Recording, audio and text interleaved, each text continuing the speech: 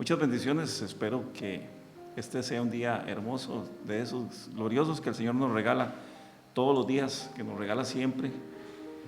En realidad, cada vez que nos reunimos, cada vez que compartimos este espacio, es motivo de alegría, es motivo de contentamiento, y sé que para usted también lo es, pues hoy estamos esperando un día más, un día menos en nuestro paso sobre la tierra, porque cada día que pasa es un día menos que vivimos aquí en la tierra, y nos acercamos cada vez más a ese momento glorioso que es la venida de nuestro Señor Jesucristo, cuando Él venga por su iglesia a llevarnos.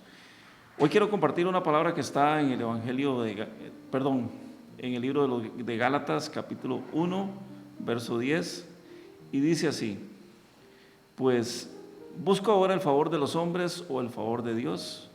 ¿O trato de agradar a los hombres? Pues si todavía agradara a los hombres, no sería siervo de Cristo. Dios nos ha dejado en su palabra una serie de ordenanzas claras y concisas con respecto a cómo debe ser nuestro comportamiento como hijos suyos. Dios nos ha enseñado cuál es el modelo, cuál es el ideal que Él quiere para cada uno. A Isaac le dijo, por ejemplo, no desciendas a Egipto, quédate en esta tierra y yo te bendeciré. A Moisés le dijo, ponte en camino, te voy a enviar a Faraón para que saques a mi pueblo de Egipto. Le dijo Josué, esfuérzate y sé valiente. A Gedeón le dijo, ve con esta tu fuerza y libra a Israel de los madianitas. A Elías le dijo, yo haré que queden 7,000 cuyas rodillas no se han doblado ante Baal y cuyas bocas no lo han besado. Y así podemos seguir enumerando, así podemos seguir hablando de muchos ejemplos de hombres de Dios que fueron llamados y mantuvieron vigente su llamado durante todo el tiempo que estuvieron sobre la tierra, y cómo el Señor les daba a cada uno de ellos una palabra específica, una palabra que los impulsaba a cumplir con su cometido. De todos estos ejemplos que hay en la palabra todos los días, alguien por ahí entresaca y coge algo para aplicarlo a su vida o para tratar de crear una receta y aplicarla bien a su vida espiritual, o bien cumplir las funciones de farmacéutico o de médico de cabecera cuando tratan de aplicar una cura a los males ajenos. Esto es muy común encontrarlo en la gente todos los días, alguien recetando palabras, recetando cosas que toman al azar, que sacan de contexto, descontextualizan totalmente una frase, una palabra, y la tratan de enviar o aplicar a gente en contextos diferentes, de crear una expectativa que tal vez la palabra de Dios no debió o no está diciendo que se haga, que se cree, y así sucesivamente. En el mundo de la gente que predica está lleno de todas estas cosas que andan por ahí. Yo les llamo los farmacéuticos, los que andan recetando cosas a la gente para tratar de curarles las enfermedades o los males ajenos, porque a nosotros nos enseñaron que era muy fácil ir donde el profeta, era muy fácil ir donde el predicador, y era muy fácil ir donde el maestro para que nos enseñara la Biblia, o para oír, por lo menos el día domingo, que era el día que nos reuníamos, vamos a escuchar la palabra de Dios. Y creo que esto es un resabio de lo que fue la religión oficial, la religión romana, que nos decía que teníamos que ir un día a la semana a la congregación, al templo, como le llamaban ellos, o le llaman todavía, para que pudiéramos escuchar palabra, para que escucháramos la palabra de Dios. Pero nunca se nos enseñó que éramos nosotros mismos los que teníamos que ir a la palabra, teníamos que buscar la palabra de Dios, inquirir y hacer de esa palabra nuestro diario vivir, nuestro diario sustento. Diariamente escuchamos toda clase de interpretaciones y toda clase de frases sacadas de contexto, y que en realidad lo que vemos por ahí son pensamientos humanos con respecto a lo que debemos decir, con respecto a lo que debemos hacer, con respecto a lo que debemos muchas veces incluso hasta responder. Pero la verdad de todo esto es que estas cosas salen sobrando si nos ajustamos a nuestro comportamiento como verdaderos hijos de Dios. Si hacemos una verdadera ingeniería en lo que respecta a lo que debería ser nuestro comportamiento y ajustamos este comportamiento a lo que Dios quiere para cada uno de nosotros, para cada uno de los que hemos creído en el Señor, de cada uno de los que nos preocupamos día a día por seguir al Señor, de los que estamos tratando de mantener nuestra vigencia sobre la tierra como hijos de Dios. Los cristianos, por lo general, nos esforzamos mucho, y yo sé que sí, hay gente muy esforzada, hay gente muy valiente, tomando como ejemplo lo que Dios le dijo a Josué. Hay gente muy valiente, gente que se esfuerza mucho todos los días y que trata de dar lo mejor con el objeto de que el nombre de Cristo sea exaltado y sea glorificado. Esto es muy importante y es absolutamente válido, porque debería ser lo que nos proyecte cada día a cada uno de los que hemos confesado a Jesucristo como nuestro Señor y Salvador. Exaltar a la persona de Cristo.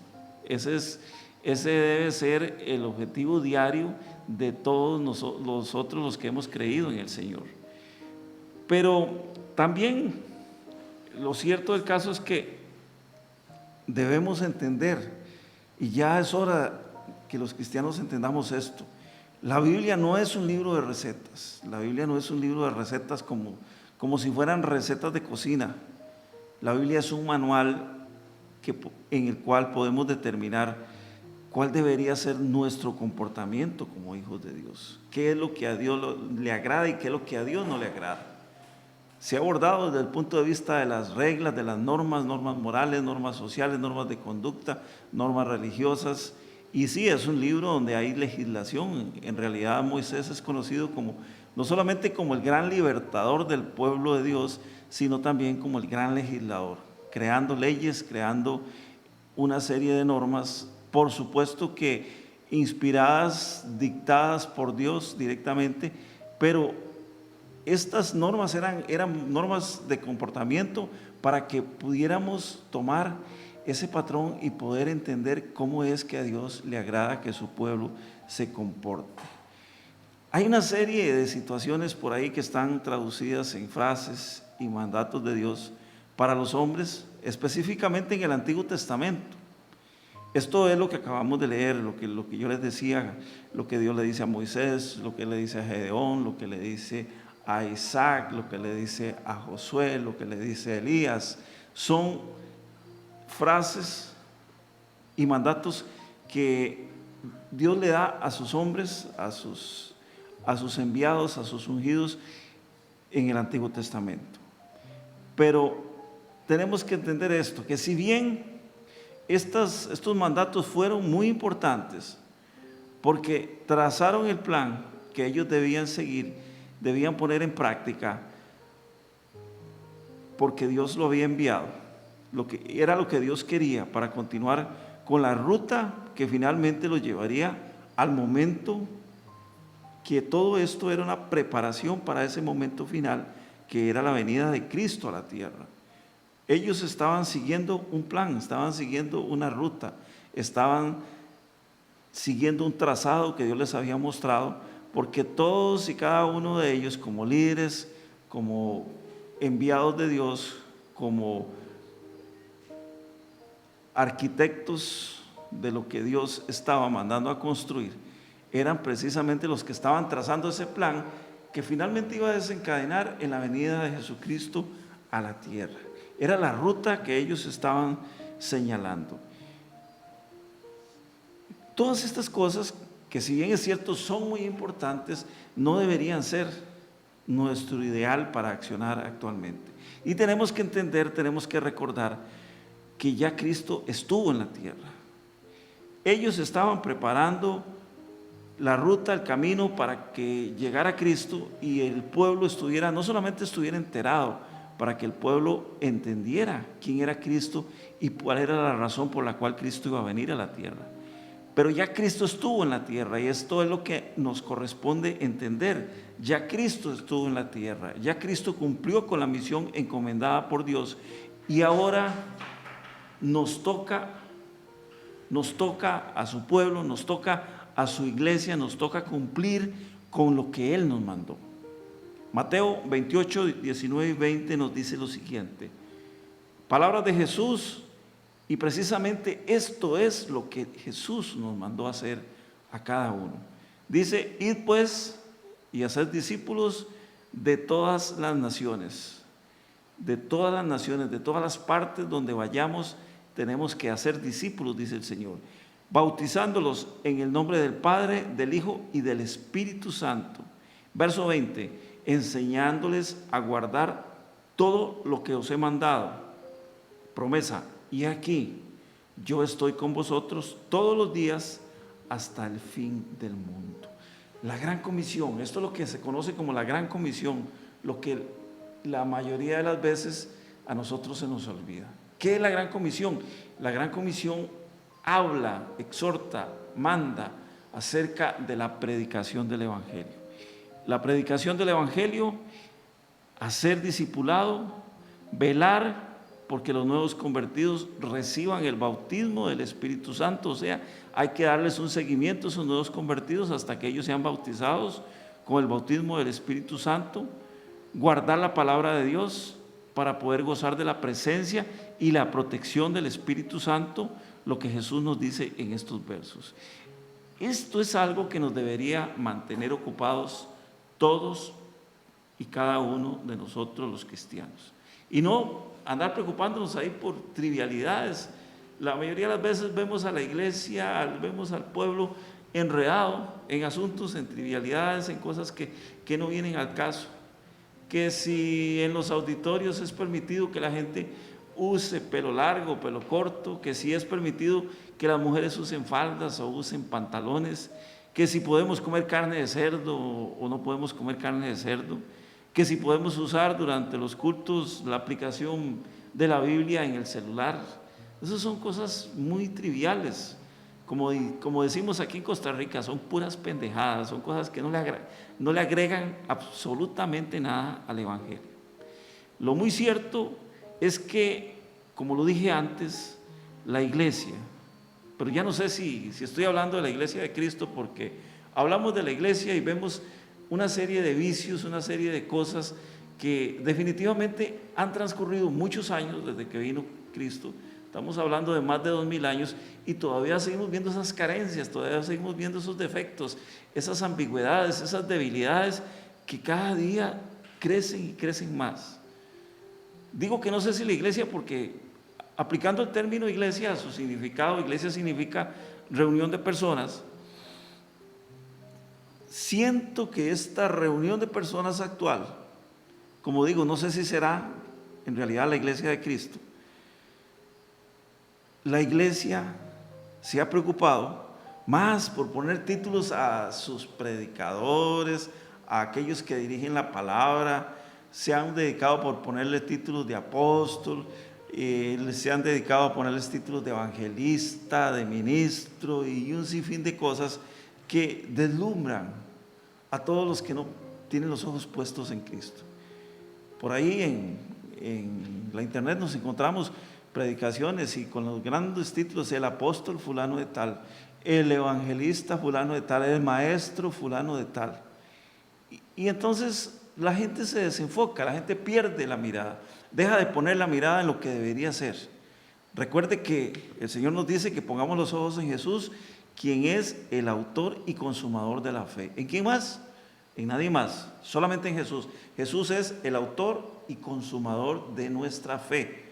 Nuestra fe viene a través del oír, de conocer la palabra de Dios, de conocer quién fue Jesucristo. Si no, estaríamos exactamente fritos, muertos, porque si no hubiera existido Jesús, no hubiera existido, no tendríamos la fe que hemos adquirido.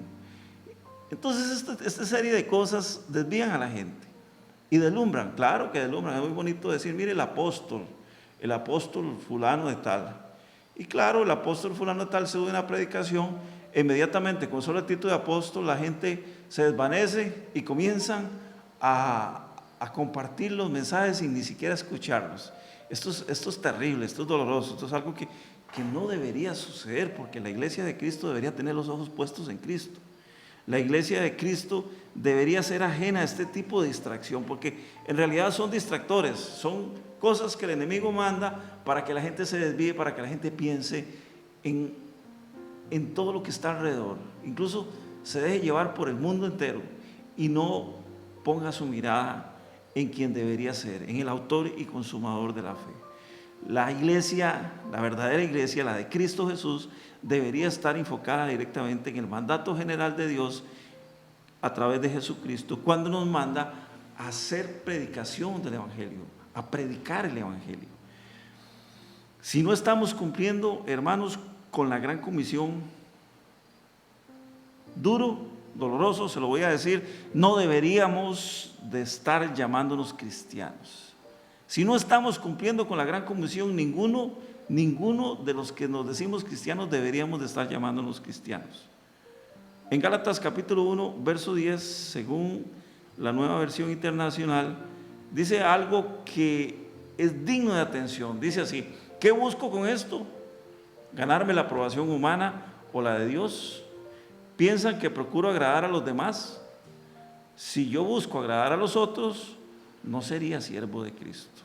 Cuando buscamos agradar a las personas, cuando buscamos deslumbrar a las personas, sentar un precedente para que digan, qué bárbaro, cómo sabe, cómo conoce, qué revelación tiene, qué montón de revelación tiene, eso no lo hace un hijo de Dios, porque no deberíamos exaltarnos a nosotros mismos. El apóstol Pablo fue muy directo en ese punto, totalmente directo, y lo dice con palabras muy sencillas, son palabras muy simples, cuando lo explica de esta manera: ninguna persona que ande buscando la aprobación humana, óigalo bien, ninguna persona que ande buscando la aprobación humana está buscando acercarse a Dios para ser aprobado por Dios.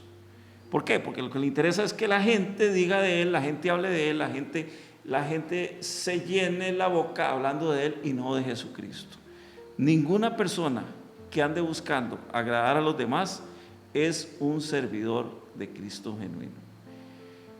En cuanto a la relación con Jesucristo, el apóstol Pablo utilizaba una palabra que a mí no me gusta usar, porque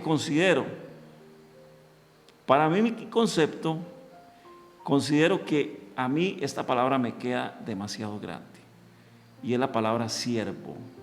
El apóstol Pablo se definía a sí mismo como siervo de Jesús, como siervo de Jesucristo.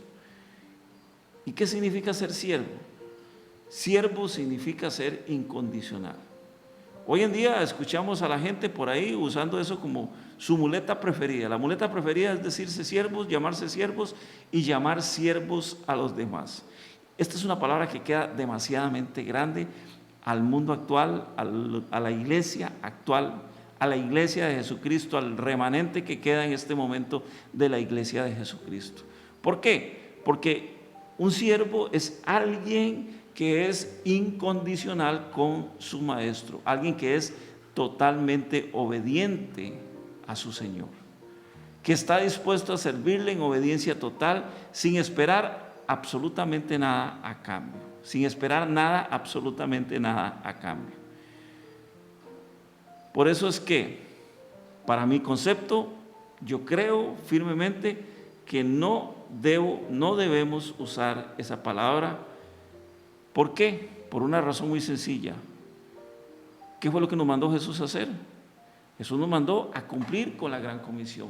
Y si usted y yo no cumplimos con la gran comisión, o no estamos cumpliendo con la gran comisión, si eso es lo que llamamos iglesia, que yo espero que sí sea la iglesia de Jesucristo, porque creo firmemente en que Jesucristo vino a levantar a su iglesia, que vino a morir por su iglesia. Si no estamos cumpliendo con esa gran comisión, hermanos, no deberíamos ni siquiera, jamás, nunca usar esa palabra, porque no somos siervos de Cristo. El evangelio de la cruz se debe predicar, ya lo he dicho muchas veces y lo seguiré diciendo hasta que el Señor me diga, ya no lo diga más. Y yo sé que el Señor no me va a decir nunca que lo deje de decir, porque esto es lo que tenemos que predicar. Esta es la palabra de fe que predicamos, como dice el apóstol Pablo. El evangelio de la cruz es algo muy simple, se debe predicar, se debe decir con mucha simpleza, porque Dios lo diseñó de esta forma y así fue. Ese es el diseño original de Dios, fue lo que Dios nos enseñó, es lo que la palabra de Dios nos enseña. La palabra de Dios nos enseña que el mundo no tenía esperanza. ¿Por qué? Porque estaba muerto en delitos y pecados, estaba muerto en el pecado. Dios, en su infinita misericordia, mandó a su Hijo a morir por nosotros.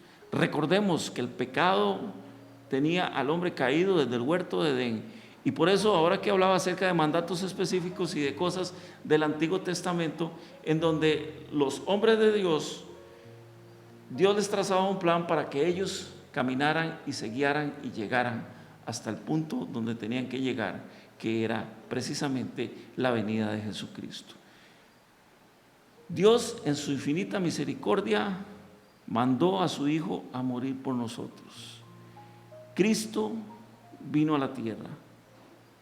¿Qué pasó cuando Cristo vino a la tierra? Cristo padeció, murió por nuestros pecados, subió a la cruz en esa muerte horrenda, una muerte terrible, espantosa, dolorosa, que ni siquiera tenemos una idea de cómo podría ser, porque ninguno de nosotros estaría capacitado para soportarla.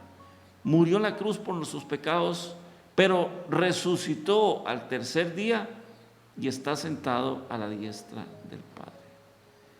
Él está esperando que nosotros aceptemos ese sacrificio, está esperando que nosotros le recibamos en nuestro corazón como suficiente y único Salvador. Otra cosa importante es que no se nos olvide decir que Cristo vendrá pronto por su iglesia. Cristo viene pronto por su iglesia.